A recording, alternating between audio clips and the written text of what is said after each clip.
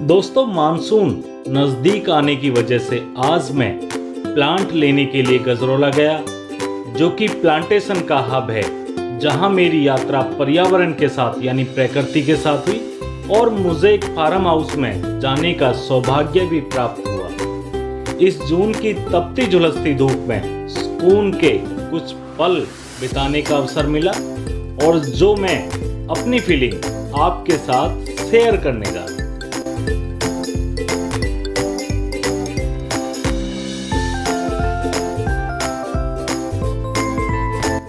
दोस्तों, यदि मुझसे इस वीडियो के शीर्षक के बारे में पूछा जाए तो मैं इस वीडियो का शीर्षक रखूंगा एक शाम फार्म हाउस के नाम। यहाँ आने पर जो मुझे सुखद अनुभूति महसूस हुई है उसे शब्दों में वर्णन नहीं किया जा सकता है। यहाँ आने पर चारों तरफ हरा भरा वातावरण, आमों के घने बाग और इस मौसम में लगते हुए आम किसी को भी अपनी ओर आकर्षित कर लेते हैं। यहाँ आने पर आपको तनाव रहित और सब कुछ भुलाकर इसी दुनिया में खो जाने का मन करता। दोस्तों, यहाँ आपको एक शानदार दृश्य आपको देखने को मिलेगा। आंखों को दीवाना बनाती गजब की खूबसूरती, कानों में आकर कुछ कहती ठंडी ठंडी हवा, और जहाँ तक नजर जाती है वहाँ तक आपको हरियाली नजर आती है। यहाँ हरे भरे बड़े बड़े पेड़ आपको एहसास कराते हैं कि दुनिया कितनी खूबसूरत है। यहाँ आने पर आपको आमों के बाग, लीची, जामुन और नाशपाती के पेड़ों पर लगते हुए फल एक अलग दुनिया का एहसास कराते हैं। दोस्तों, यहाँ आने पर आप खुद ब खुद किशोर साहब का ये गाना गुनगुनाने पर मजबूर हो जाएंगे। ये शाम मस्तानी मदहोश की जाए, मुझे डोर कोई खींचे तेरी ओर लिए जाए। ये शाम मस्तानी मदहोश की जाए, मुझे डोर कोई खींचे तेरी ओर लिए जाए।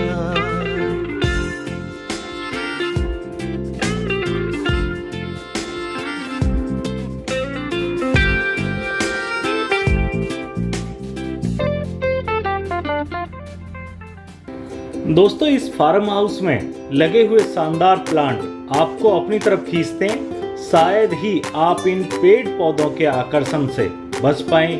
यहाँ आने पर आपको शांति और सुकून का भी एहसास होने वाला।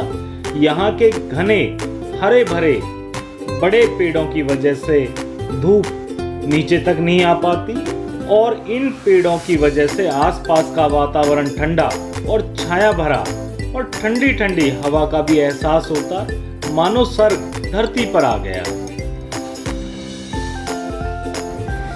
दोस्तों, इंसान प्रकृति का एक हिस्सा है, प्रकृति ही जीवन है, यानी प्रकृति को दूसरे शब्दों में आप जीवन कह सकते हैं। इंसान जितना उसने इस प्रकृति, इस पर्यावरण से दूर जाने की सोची है, उतना ही उसे इसका खामियाजा भुगतना पड़ा है। आज के इंसान ने जितना प्रकृति को नुकसान पहुंचाया, सदियों में शायद इतना कभी नुकसान पहुंचा हो। औद्योगिक क्रांति की वजह से शहर विकसित हुए, लाखों पेड़ पौधे काटे गए, अंधाधुंध पेड़ पौधे काटे गए और शहर विकसित हुए, लाखों कारखाने डेवलप हुए, जिनकी वजह से हवा में कार्बन डाइऑक्साइड और मोनोऑक्साइड का स्तर भी बढ़ा। इन कारखानों की वजह से हवा में जहर घोला गया। इस भौतिकवादी प्रगति की दौड़ में इंसान ने पर्यावरण को काफी नुकसान पहुंचाया। हवा ही नहीं, पानी भी, यानी नदी नाले में कारखानों का, फैक्ट्री का केमिकल छोड़ा गया। सीवर लाइन का गंदा पानी भी आज नदी नालों में आ रहा, जिसकी वजह से हमारी नदी लगभग प्रदूषित होती जा रही है। आज नदी का पानी पीना तो दूर, नहाने लायक भी नहीं है। नदी जो हमारे जीवन का स्रोत थी, हमारे जीवन का हिस्सा थी, आज हम उससे अपने जीवन से अलग कर चुके हैं। हम नदियों को जल के स्रोत के रूप में ही नहीं देखते, बल्कि उन्हें जीवन देने वाली देवी के रूप में भी देखते हैं। दोस्तों, हमारे शरीर का 70% से अधिक मात्रा पानी ही है। जब भी हम जीवन की तलाश करते हैं, हम पहले पानी की एक बूंद की तलाश करते हैं। मुझे बशीर बद्र साहब का एक शेर याद आता, अगर फुर्सत मिले पानी की तहरीरों को पढ़ लेना, हर एक दरिया हजारों साल का अफसाना लिखता है। दोस्तों, ओशो, जिन्हें भगवान रजनीश भी कहा जाता था, ओशो का कहना था कि प्रकृति ही परमात्मा है। उनके वक्तव्य में अक्सर एक संस्करण भी आता था कि सत्य का एक युवा खोजी किसी गुरु के पास था। उसने जाकर पूछा, मैं सत्य को जानना चाहता हूँ, मैं धर्म को जानना चाहता हूँ, परमात्मा को जानना चाहता हूँ, कृपा करें और मुझे बताएं कि मैं कहाँ से प्रारंभ करूं। गुरु ने कहा, क्या पास ही पर्वत से गिरते जल प्रताप की ध्वनि सुनाई पड़ रही है? युवक ने कहा, मैं तो उसे भली भांति सुन रहा हूं। गुरु बोले, तब वहीं से प्रारंभ करो, वहीं से प्रवेश करो, वही द्वार है। सच में प्रवेश द्वार इतना ही निकट है। पहाड़ों से गिरते झरनों में, हवाओं में, डोल रहे वृक्षों के पत्तों में, सागर पर नाच रही सूरज की किरणों में, पर हर प्रवेश द्वार पर पर्दा है और वो बिना उठाए उठता नहीं है। फ्रैंक राइट एक फिलोसोफर थे। उन्होंने कहा, मैं भगवान में विश्वास करता हूँ, बस मैं उसे प्रकृति के नाम से पुकारता हूँ। दोस्तों, ये शाम मेरी जिंदगी के यादगार पलों में से एक है।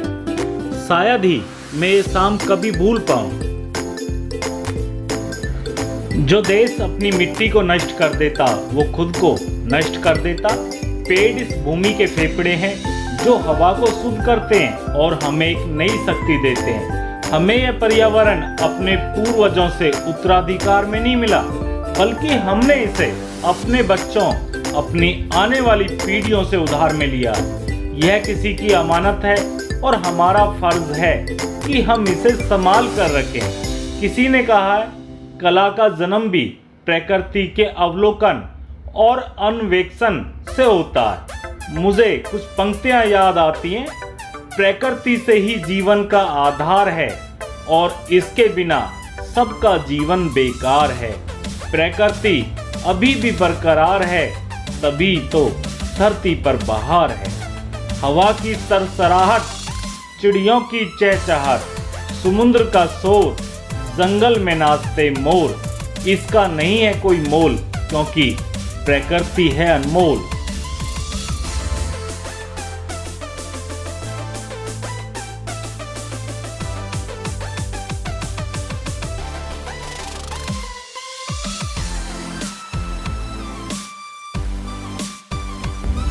दोस्तों, प्रकृति हमारा निर्माण ही नहीं करती, एक शिक्षक की भूमिका भी निभाती है। सदियों से इंसान प्रकृति से सीख रहा। जब जहाज नहीं थे तो मानव ने पक्षियों को उड़ते देखकर उसके मन में उड़ने की इच्छा उत्पन्न हुई। तब हवाई जहाज का आविष्कार हुआ। आज हमारे जितने भी आविष्कार हुए हैं उनमें प्रकृति ने एक शिक्षक की भूमिका निभाई है। हम प्रकृति से और भी बहुत कुछ सीख सकते हैं। आप फूलों से सीखिए सबके जीवन में रंग भरना, पेड़ों से सीखिए ऊंचाइयों को छूना, कलियों से सीखिए मुस्कुराकर जीना, कांटों से सीखिए कष्टों से उबरना, पत्तों से सीखिए मस्ती में झूमते रहना, टहनियों से सीखिए दूसरों को सहारा देना। दोस्तों, अब मैं आपको इस फार्म हाउस का टूर कराने जा रहा हूँ।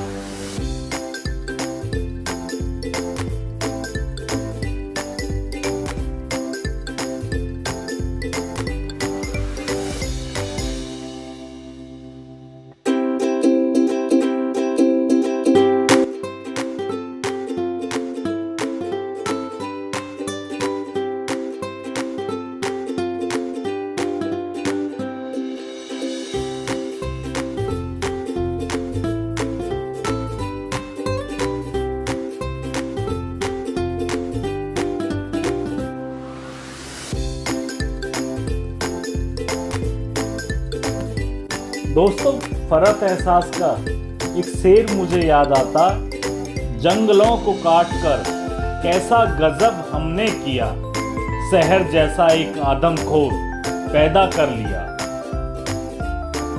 आज शहर का आलम यह है कि झूठ है, छल है, कपट है, जंग है, तकरार है। सोचता रहता हूँ अक्सर, क्या यही संसार है? जीवन एक चक्रव्यूह है, जो निकल गया वो बादशाह, जो फंस गया वो भिखारी।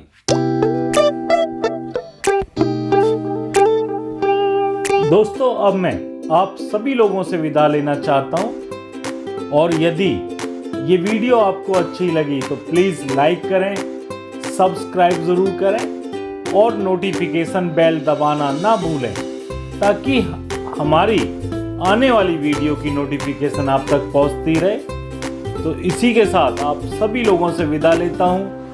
खुश रहें, तंदुरुस्त रहें, मस्त रहें और माँ बाप की सेवा करते रहें। मिलते हैं नेक्स्ट वीडियो में। जय हिंद, जय भारत।